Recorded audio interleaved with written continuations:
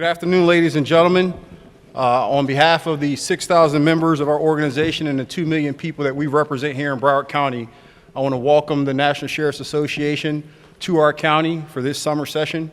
We're delighted to have you all here, and I'm most certainly excited to see my other fellow sheriffs here. When I was talking to my staff members about the opening remarks component for this ceremony, many of the sheriffs will probably understand this. They put together a few words and a couple bullet points of which they thought will be key areas for me to talk and address this community.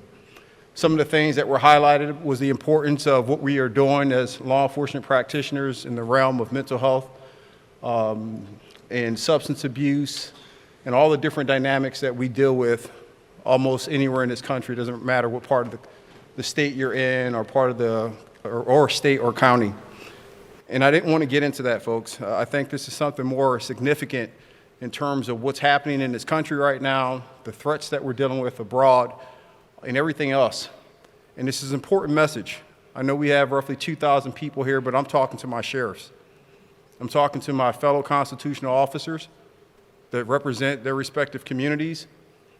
And what I want to leave with you is a remembrance. I was happy to see that Sheriff Donahue opened up going through the historical aspect about what it means to be a sheriff. And I was doing some research last night when I was thinking about what type of sentiments would I want to leave with the men and women who are serving their communities and taking on the same tasks that I have. And I found it interesting that if you look at how our country has been structured and the significance behind a multitude of different federal, state, and local offices that are designed to safeguard our nation and secure our Constitution. The presidency is an office that's been around since 1787. That means for 236 years, our nation has had a president. Our Department of Justice, one of our core partners, was established on July 1st of 1870, providing them 155 years of history of service for our nation.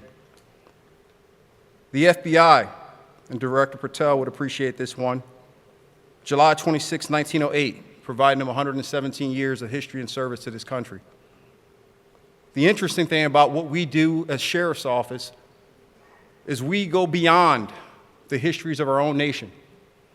And for many of you who are not aware of this, I'm not just talking about our vacation or vacating from England and the sheriffs that served in, but the importance behind one of the most critical documents that have provided the background and foundation for who we are as a nation. I'm talking about one document in particular, the Magna Carta, established back in 615 of 1215, folks. That's 810 years. The Magna Carta was a key document which established our Bill of Rights, the Declaration of Independence. And that document, for many of you who probably don't know this, consisted of 63 different clauses in the Magna Carta. Now, here's the important part of this. 27 of those clauses were written by 14 sheriffs back in 1215. So we are not just the protectors of the Constitution, folks. My colleagues, the men and women who have taken this oath to serve as sheriffs for this nation, we helped design it. So we're not just the protectors in the enforcement components that we're also lumped into or identified amongst this nation. We have a deep and rich history of serving this country. And regardless of where you're from, regardless of what letter that may fall behind or before your name, Republican, Democrat, Independent, it doesn't matter. This profession requires us to remain apolitical and that we will serve our communities, we will protect the Constitution and its integrity despite our differences. I represent a community where almost 60% of the population are minorities.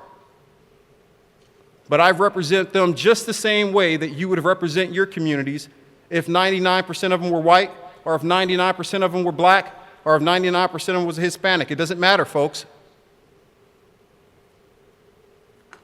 We've gotten to a point in our nation where we forgot in some areas about the fabric of who we are. We're pulling at each other, we're tearing each other apart, Our communities are divided. We have the media constantly perpetrating and participating in this. We have our elected officials who have gotten to the point where professional decorum doesn't even matter anymore, whether it be in the Senate or the House. And I recently just made this statement, and it is us. It is the men and women in uniform that have to deal with the consequences of the political nature of what we're dealing with. It is our men and women that will stand in front of our own citizens enforcing the law, but each and every one of us who've served this profession and did some time on the street know that even the good civilians sometime will bear the negative impact of a few people who are disturbing these peaceful assemblies. But we enforce. And so my message is clearly a reminder about who we are and where we come from. And I'm not talking about your personal stories. I'm not talking about your neighborhoods and your community. I'm going right back to 1215, when a few men understood that in order to have a prosperous society where people can have freedom of speech, where people can have freedom of religion, where people can peacefully assemble and speak against their digressions that they may have against government, stay intact. That was us. That's our ancestors in terms of this profession. So take a lot of pride in your organizations. Take pride in that your people in your communities. I don't care if you have 2 deputies or 6,000. Your community put you in that role to represent them. I've been in my 20th year now in law enforcement. And I've never had anyone dial 911 and say, send me a 5'11" black Democrat because my house is being broken into. The people don't care.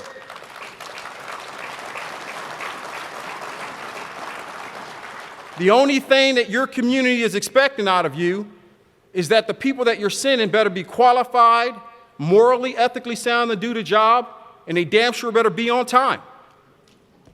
If you can find another one to add, sheriffs, let me know. I'll put it in my portfolio.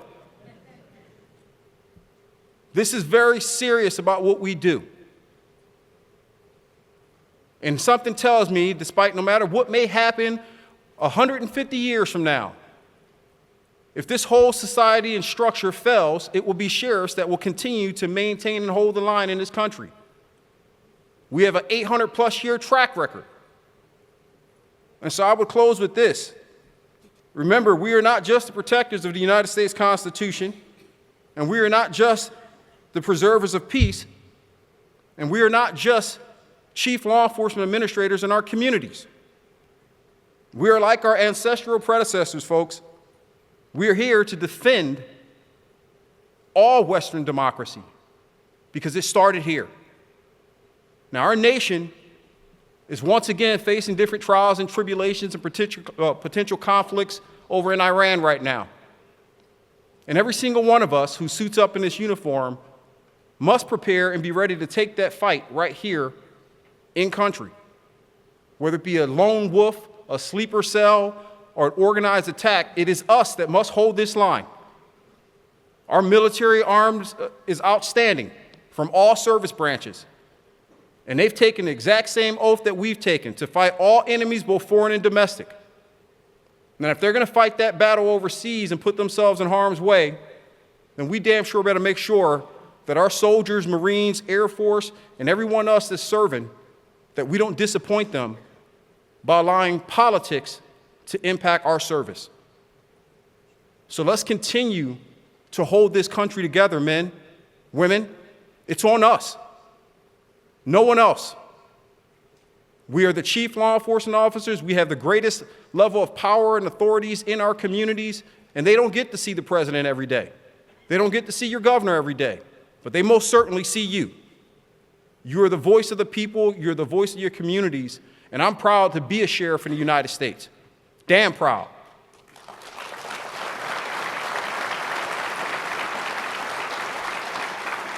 So throughout the next several days, as you enjoy yourself here and you get a chance to congregate and share different insights and perspective amongst each other and share ideas of what works and what doesn't work in your communities, don't ever forget, it doesn't matter All the things that divide us and make us unique as a people are exactly the same things that brought this nation together.